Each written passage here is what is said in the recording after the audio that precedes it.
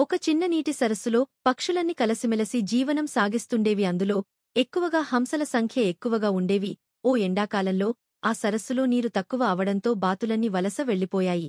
అందులో ఒక్క నల్లని బాతు మాత్రం అక్కడే హంసలతో పాటు ఉండిపోయింది. హంసల్లో పెద్ద వయసు కలిగినవి తమ పిల్లలతో పాటు ఈ నల్లబాతు పిల్లను కూడా చేరదీసి తమతోనే ఉంచుకోసాగాయి. ఇది నచ్చని చిన్నవయసు హంసలన్నీ బాతు పిల్లను ఏడిపించేవి. తమతో ఉండవద్దని, నువ్వు అందంగా ఉండవు, మేము చూడు ఎంత తెల్లగా ఉన్నామో అంటూ మాటలతో గాయపర్చేవి. వీటన్నింటినీ మౌనంగా భరించిన నల్ల బాతుపిల్ల ప్రతిరోజూ గట్టుపైన కూర్చుని బాగా ఏడ్చేది. ఎన్ని రోజులు గడుస్తున్నా చిన్న హంస పిల్లలు ఏవీ దాన్ని దగ్గరకు రానియలేదు. దీంతో ఆ బాధ భరించలేని నల్లబాతు అక్కడ్నించి దూరంగా వెళ్లిపోయి ఒక చిన్న చెరువులో ఉండిపోయింది. అక్కడ దాన్ని ఎవరూ ఏడిపించేవారు లేకపోవడంతో సంతోషంగా రోజులు వెళ్లదీయసాగింది. అయితే చిన్న హంసలు తనను దగ్గరికి రానీయకపోయినా బిడ్డకంటే ఎక్కువగా చూసుకున్న తల్లి హంసలను ఒకసారైనా చూసి రావాలన్న కోరిక కలిగింది నల్లబాతుకు.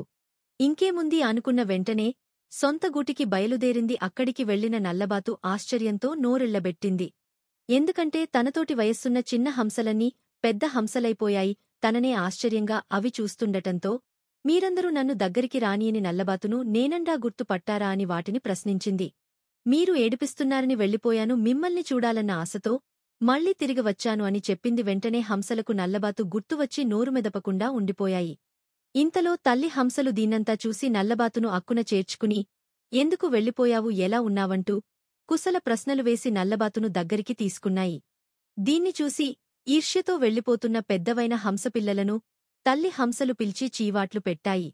మీరంతా బయటకు కనిపించే అందాన్నే చూస్తున్నారు, మనసును చూడటం లేదు. రంగు నల్లనైనప్పటికీ బాతుకు మనమందరమంటే ఎంతో ప్రేమ. మనం మర్చిపోయినప్పటికీ మనల్ని గుర్తుపెట్టుకుని అంత దూరం నుంచి వెతుక్కుంటూ వచ్చింది. అలాంటిదాన్ని బాధపెట్టడం మంచిది కాదు.